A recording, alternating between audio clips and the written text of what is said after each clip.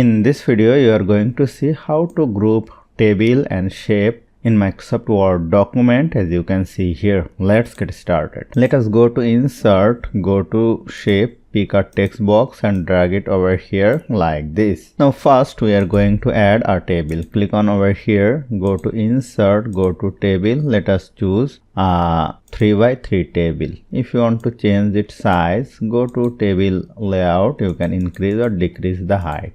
Now I want to add a shape. Go to Insert, go to Shape. Suppose I want a rectangle rounded corner shape and drag it over here. Now if I want to group them together, select the text box by clicking over the border and hold down the Ctrl key and select the shape. Go to Shape Format, go to Group and click on Group. Now I can easily move it anywhere freely. Now if you want to remove the text box border, click on the text box, go to Shape Outline, make it no outline. And this is looking perfect. So hope you found this video helpful. If you like this video, please share this video with your friends and family and don't forget to subscribe. Thank you.